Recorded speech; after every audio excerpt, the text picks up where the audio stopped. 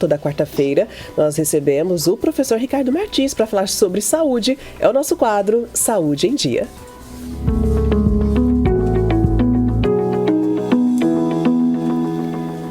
E na próxima sexta-feira, dia 31 de maio, é o Dia Mundial Sem Tabaco, né? Uma data muito importante para lembrar dos riscos e o quanto o tabaco é prejudicial para a nossa saúde. Para se ter uma ideia, dados da Organização Mundial da Saúde apontam por ano, né, que 8 milhões de pessoas morrem em decorrência do uso do tabaco. E aqui nas Américas, as mortes ultrapassam a casa de 1 milhão. E o professor Ricardo hoje, né, trazendo para a gente esse assunto tão importante, essa conscientização, né? Importante falar sobre esse assunto. Seja bem-vindo, professor. Bom dia, tudo bem? Bom dia, Meg. Bom dia, Edvandro. Tudo bem? Bom dia, Darcy. Bom dia aos nossos ouvintes, telespectadores. É fundamental. Nós temos duas datas importantes no primeiro semestre e no segundo semestre. Uma é mundial, que é esse agora. Depois nós vamos falar no segundo semestre sobre o Dia Nacional. O Brasil é um país que teve uma super aceitação com relação a todas as orientações da OMS sobre redução do tabaco. Nós, na verdade, somos um exemplo para o mundo. Sim. Então nós diminuímos muito, né? Na última década, nós éramos 15% de fumantes no Brasil, hoje somos 9%. Isso realmente assim teve um impacto muito importante, mas mesmo assim, Meg, nós temos hoje 200 mil mortes ano no Brasil em função do tabagismo, doenças diretamente ou indiretamente relacionadas ao tabagismo. E o que é mais grave é que muitas dessas doenças poderiam ser prevenidas. Então nós temos um impacto social, um impacto econômico e todo tipo de desmembramento quando você tem 200 mil mortes sobre um produto que poderia ser eliminado no nosso dia a dia. Nós estamos falando de um produto venenoso, não há nada positivo no cigarro. E piorando agora, não há nada positivo no cigarro eletrônico, porque a indústria do tabaco, ela fez o quê? Quando você começa a diminuir o aporte do consumo do cigarro tradicional, a indústria do tabaco começou a criar a indústria do cigarro eletrônico para atingir quem? Crianças e adolescentes. Essa é a grande verdade, porque uma pesquisa ultimamente realizada, crianças de 13 anos já estão usando o cigarro eletrônico. E como tem um efeito manada, é importante nosso ouvinte, telespectador, entender. Os jovens, por efeito manada, têm feito uso do cigarro eletrônico de forma romântica. Vocês se lembram, lá no passado, o cigarro era visto como forma romântica. O cigarro estava no cinema, o cigarro estava na televisão, o cigarro estava na novela, né? Sim. O ator, o galã usava cigarro. Hoje em dia, nós temos já uma repulsa com relação a cigarro. E aí, o que aconteceu? A indústria do cigarro começou a incutir na cabeça das crianças que era interessante fumar o cigarro eletrônico. E isso é não só abusivo, como é criminoso. E não há ainda regulamentação no Brasil com relação a isso. Por mais que a gente fique indignado, né, não há regulamentação. Então hoje, as crianças de 13 a 15 anos já estão iniciando nessa prática do cigarro eletrônico, que é proibido no Brasil. Mas como é que ele vem? Ele vem de forma de contrabandos. E por esse efeito manada, os jovens acabam sendo aliciados por esse padrão, né, de comportamento. Então nós temos assim, Meg, tantos malefícios, Meg, tantos malefícios. A nossa geração já aprendeu. Cigarro já não é mais moda. Pelo contrário, o cigarro tem que ser eliminado, né? E o Brasil, como é um grande, né, organizador de políticas públicas, inclusive, nós temos que ser exemplo no mundo e nós temos que entender que, câncer de boca, câncer de faringe, câncer de estômago, 80% é em função do cigarro. Outras 70 doenças, Meg, são relacionadas ao uso do cigarro, 70 doenças. E dentre quase todos os 100% de produtos cancerígenos, 40% vem do cigarro. E aí nós temos então uma grande quantidade de malefícios que vem por isso. Fora as situações do fumante passivo. Porque o fumante ativo... essa questão. O fumante ativo, ele está consciente, Edvandro, ele está totalmente consciente. Mas e quem não é? o passivo, às vezes é uma esposa, porque o marido é fumante, a esposa acaba tendo fumante passiva, são filhos, são crianças, e essas pessoas acabam tendo um impacto tanto quanto negativo daquele que fuma. Por isso que é importante esse dia, é um dia mundial e nós temos que replicar isso. Nosso público, nosso ouvinte, ele é inteligente, ele sabe que tem que haver alguma forma de barreira. Então já tem as barreiras, você não pode fumar mais em lugar público, você não pode fumar em lugar fechado, você tem que ter todo um cuidado, né, com relação a isso em transporte público, por exemplo, né? Mas o governo federal está aumentando cada vez mais os impostos sobre cigarro, isso é positivo, porque tem que desincentivar e gerar políticas de informação, como nós estamos fazendo aqui. Como está sendo feito aqui nesse momento. Além, né, professor, de tratamentos, a rede pública de saúde, ela também oferece algum tratamento, algum acompanhamento, né? Muito bem, e é sempre multiprofissional. A gente tem que sempre lembrar isso. Você que tem vontade de parar de fumar, porque, aliás, assim, eu vou dar uma informação para vocês, 100% dos fumantes querem parar de fumar. Por quê? E chega um momento que eles começam a perceber que a saúde já está deteriorando, ou já tiveram um susto, né? Ou cardíaco, ou um susto pulmonar. E aí eles têm que procurar uma rede. Nós temos no nosso Sistema Único de Saúde uma rede pronta para isso. Então, com psicólogos, com médicos, medicações, com fisioterapeutas especializados na área de saúde respiratória, não é? E esse grupo, associado à equipe de assistência social, consegue acompanhar, monitorar e dar as orientações, inclusive orientações de toda a natureza. Professor Ricardo, inclusive temos a participação aqui da Fernanda Ribeiro sobre essa questão de parar de fumar. Ela fala que conhece pessoas que pararam de fumar e desenvolveram um hábito de alimentar no lugar, entendeu? Então ela pede assim uma dica de como parar de fumar de uma forma saudável. Primeira coisa, acrescentar o hábito de tomar água. Isso é interessante e já foi feito um estudo relativo a isso.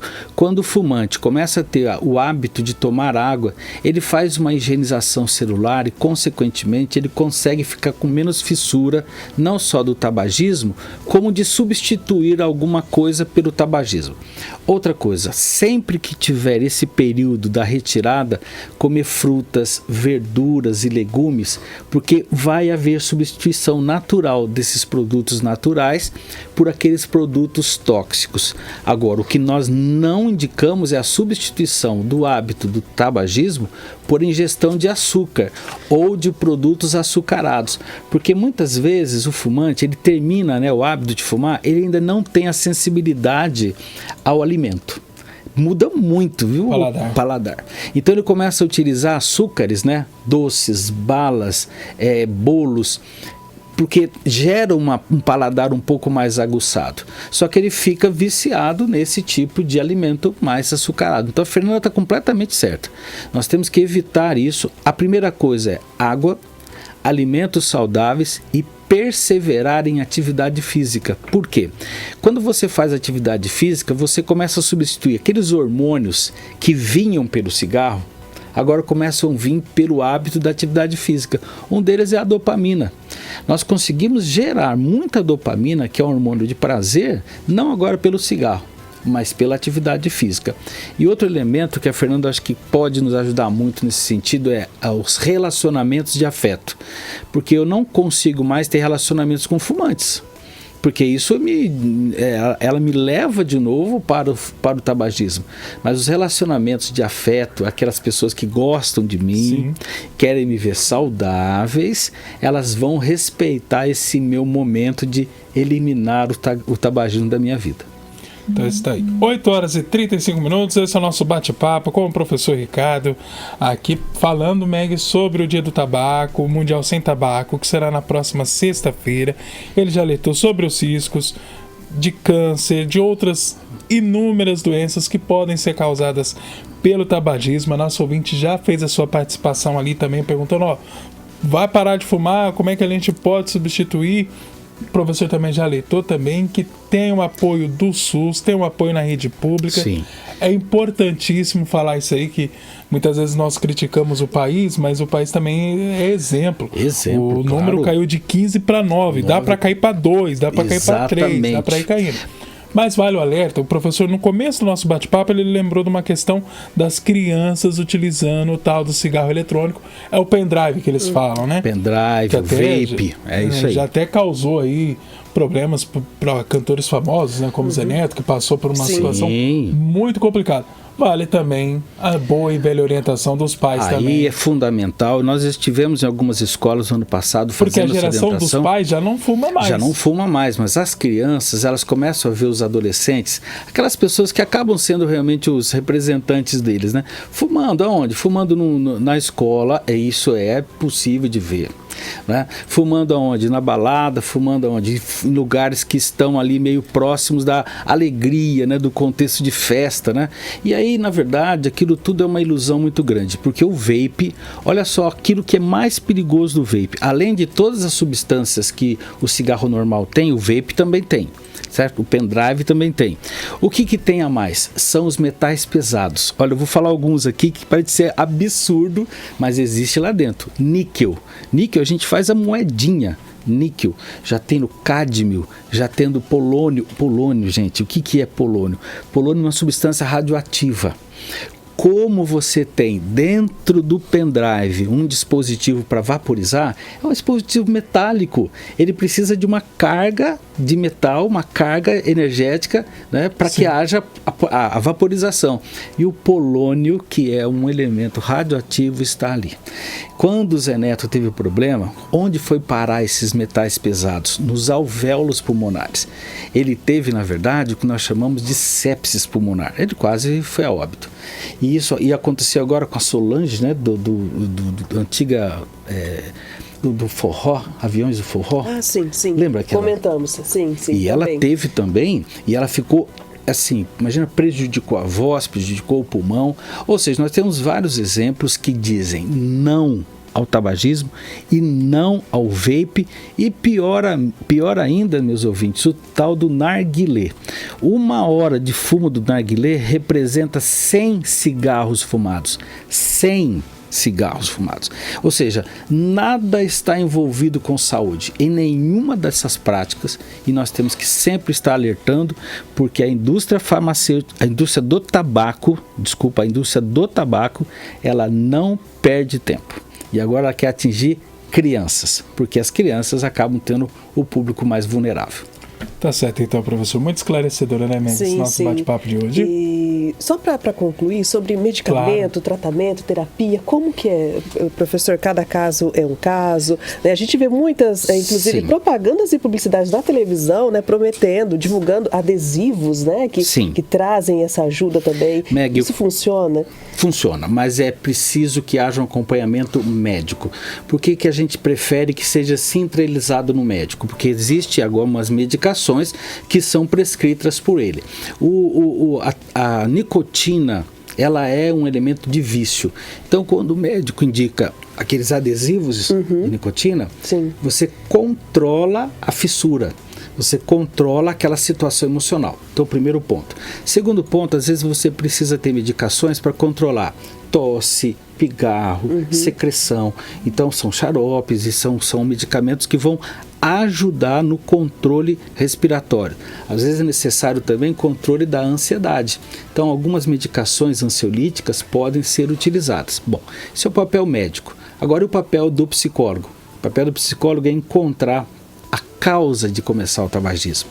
Porque existe uma causa, né? Então o controle emocional, o controle do estresse, aí esse profissional vai entrar nesse papel. O fisioterapeuta vai fortalecer a parte pulmonar, os músculos pulmonares, porque perde-se muita massa muscular. A gente vê, né, tabagistas magrinhos, né? Porque eles perdem muita massa muscular. E aí o profissional depois de educação física fazendo atividade física dentro das academias, fazendo esse acompanhamento. Então é um grupo que nós chamamos de equipe multiprofissional e está totalmente ligado ao nosso Sistema Único de Saúde. Nós temos essa prática, né? Os CAPs nos dão essas orientações. Então, você que quer parar de fumar, primeira coisa, Escolha um dia na folhinha. Escolha um dia. Dia tal eu vou parar de fumar. Interrompa aquilo. E ali você começa a ter o acompanhamento das pessoas, dessa equipe multiprofissional, e você vai ter segurança de que é possível parar de fumar. E assim vai ser. E quanto mais passam os dias, o meu organismo vai tendo melhoras clínicas. É impressionante o quanto eu tenho melhora clínica. E eu posso te garantir, em 10 dias que você parar de fumar, o seu cérebro não vai lembrar mais do cigarro. Infelizmente, às vezes no sonho, as pessoas lembram. Eu nunca fumei, mas existem pessoas que fumaram e no sonho ainda lembram que estão fumando. Olha como o cérebro é, né? Mas nós temos 10 dias que você melhora clinicamente, aí a gente não quer mais fumar, né? Isso que é importante. Então, força de vontade, determinação e apoio estão sempre aí. Professor, muito obrigado pela participação aqui no nosso quadro, quarta-feira. Véspera de feriado, já está todo mundo aí já antenado. Vou ver minha mamãe, Presidente Prudente, né? Opa, quero visitá-la lá, quero dar um abraço nela. E depois voltamos para mais informações, para mais orientações. Opa, isso aí. Muito obrigado, viu, professor?